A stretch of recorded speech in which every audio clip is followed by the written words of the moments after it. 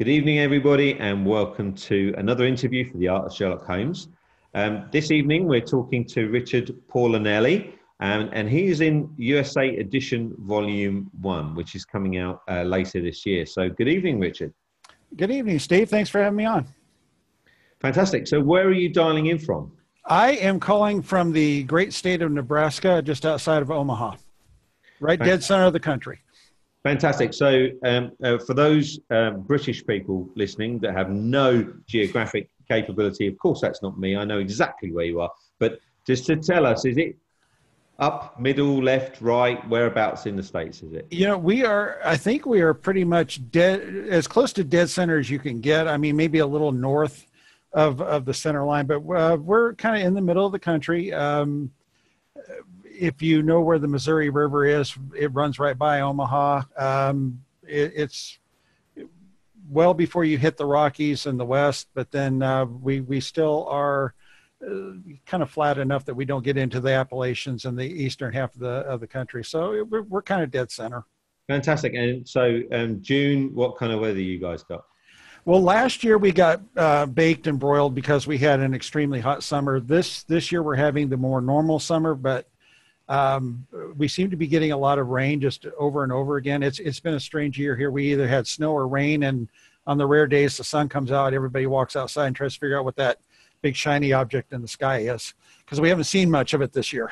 Well, we're all of our newspapers are talking about extreme weather all the time and climate change. So they're either we're going to burn to death or we're going to freeze to death. These are the two extremes get in London. But the last few days we've been having a lot of rain in the UK. But weather aside, we're going to jump straight into your writing. So tell us a little bit about this first book. I see it's a finalist for the Dragon Award. Tell us a bit.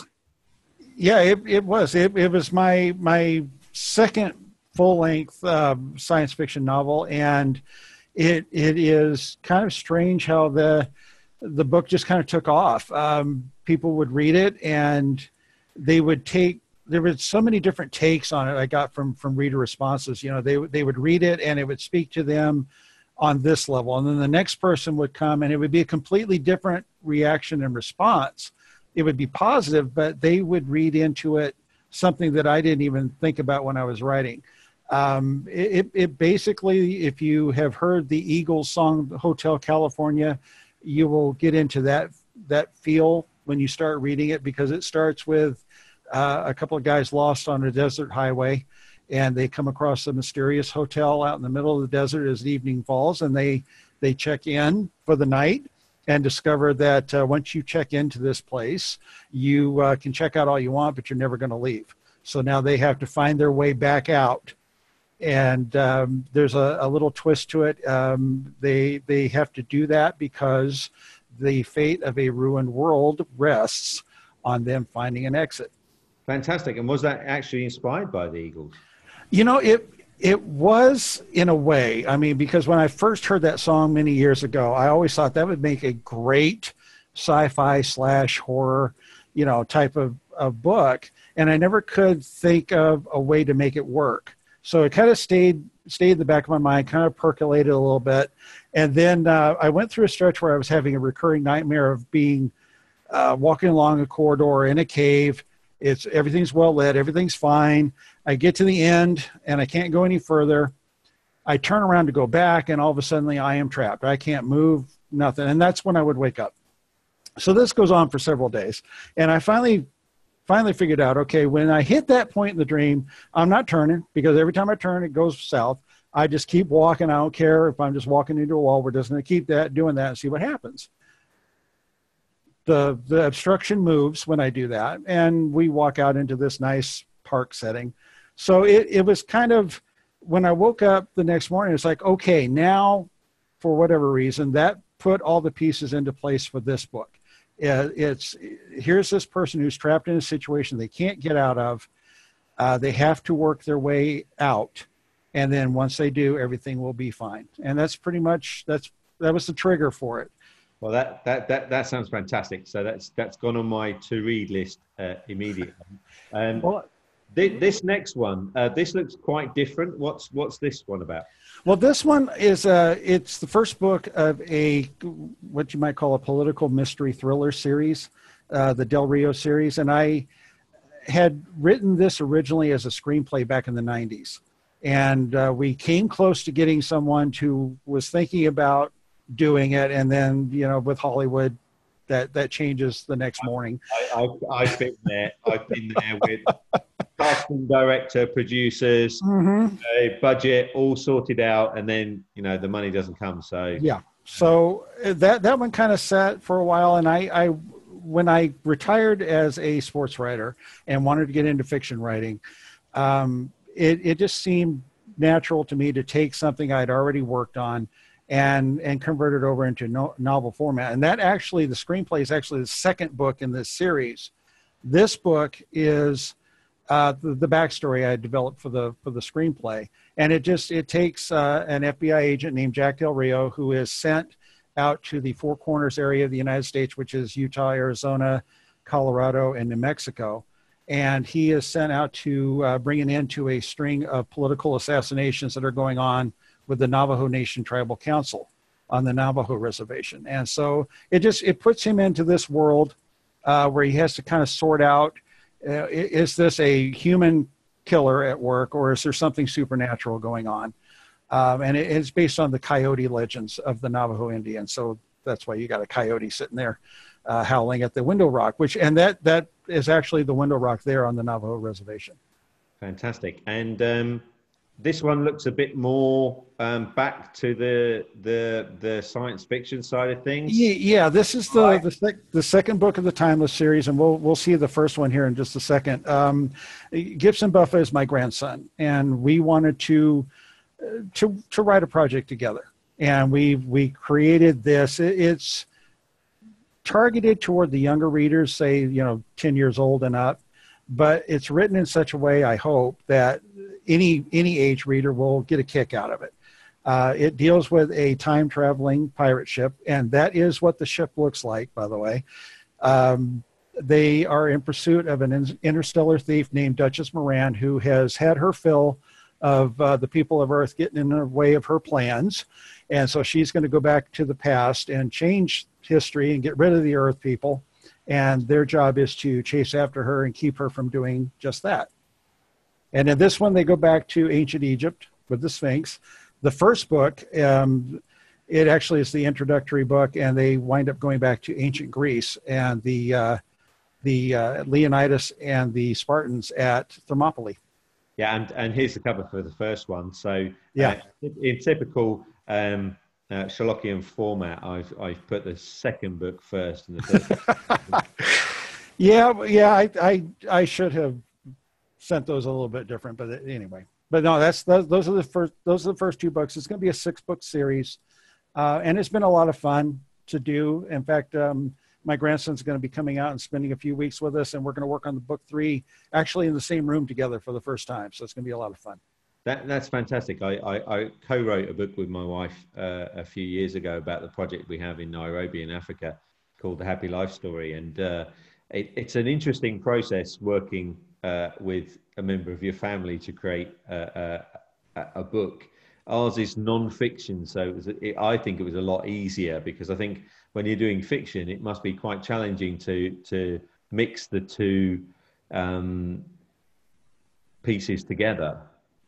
Yeah. It does pose some issues, but at the same time, it gives you a lot of freedom too, because you're not chained to anything. And when you're dealing with science fiction like this, and fantasy to an extent, you have that option to go any direction you really want to, and as long as you can explain it, you're going to get away with it. So you really have a lot of ways to go. Yeah, well, let's jump into Holmes, because this brings us into the area where you don't have the leeway, because the fan base is very, very particular about Sir Arthur Conan Doyle's legacy. So this is Holmes Away from Home, a fantastic anthology produced by David Markham. So you contributed to Volume 2? Yes, I did. The story, I sent in and they accepted was The Woman Returns. And with this, obviously being the Adventures from the Great Hiatus, we were locked into that 3-year period between Reichenbach Falls and when Holmes reappears to deal with Colonel Moran in the empty rooms. So when the call went out for it, and I was looking at where Holmes was during those 3 years, I'd always wanted to do something involving Irene Adler, and it just seemed like that stretch where he was down in the south of France was the perfect time to bring her in. And then, then I got to figure out why she would show up in the south of France and know he was there. So I put it together and sent it in, and they, fortunately they liked what I did with it, and it ran in there. So it was a fun story to write. And the one thing I got from a person who's an established Holmes author is he had read the first Holmes story I'd ever written, had one critique on it that he felt I got wrong. But then on this one, I get an email from him, and he said if he had not seen my name in the byline, he would have thought this was an original Doyle manuscript that somebody found and they had published for the first time. And you can't beat that. No, there's no greater compliment. There's an author who's done some amazing pastiches over the years that most people recognise as probably the closest voice to Holmes, to Watson on a regular basis. A guy called Dennis Smith, and we're lucky enough to do a couple of his books and novels. And when you get that compliment, it really is no higher compliment that you can get that it could have come from the pen of Conan Doyle. And that brings us neatly on to the Art of Sherlock Holmes USA edition. So I'm sure you're over the moon to be part of this project. So for those of you watching this for the first time, the Art of Sherlock Holmes is an amazing idea conceived by Phil Growick, who is a 2-time Sherlock Holmes novelist in his own right. And Phil came up with this amazing idea of giving Sherlock Holmes short stories to artists and getting them to create pieces of art from that. We released in May the first book. It feels like years ago, but it was only last month, the Art of Sherlock Holmes West Palm Beach edition, which had 15 artists from the West Palm Beach area. And this book comes out at the end of October on the 24th, and it is 13 artists from all over the USA. So the project has really snowballed, and we've now got artists from all over the place. Obviously, we keep most of the art under wraps because these pieces of art are going to be exhibited in a gallery. So the gallery is planned to release this in November. So we're going to have a gallery opening in November somewhere in Florida.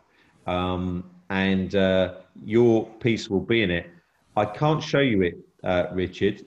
But I know.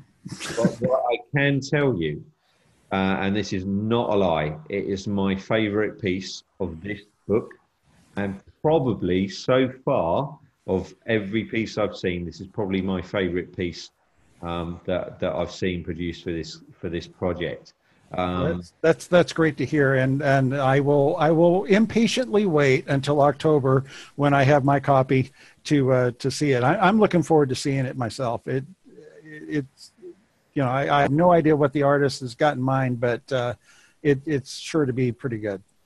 Well, all I can tell you is it's stunning. I understand I haven't seen the piece physically yet. I'm going to be tempted to fly out to Florida and see it at the gallery. I think I'm going to end up doing that as I did in May for the first one, which really annoyed my wife because, it was an inverted commas business trip to go out and visit this art.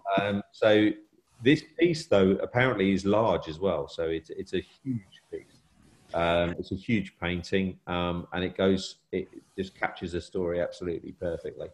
So I need to rent a large van if I want to go in there and swipe it, huh? Absolutely. I'm telling you, her pieces, so I've narrowed it down now, it's a lady.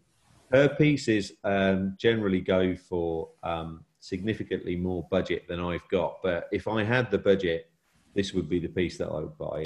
It's absolutely stunning. And one of the good things is that we've got a Kickstarter running now.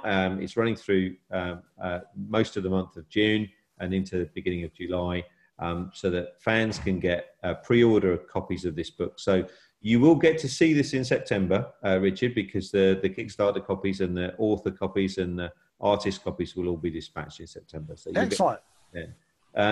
So have you ever had somebody create something from one of your stories? No, actually, this is the first time I've ever had that. And, when I got the email originally inquiring what I think it was worded, would you be interested in the woman returns being used to give to an artist, have them create this great painting, and it's going to run in a book?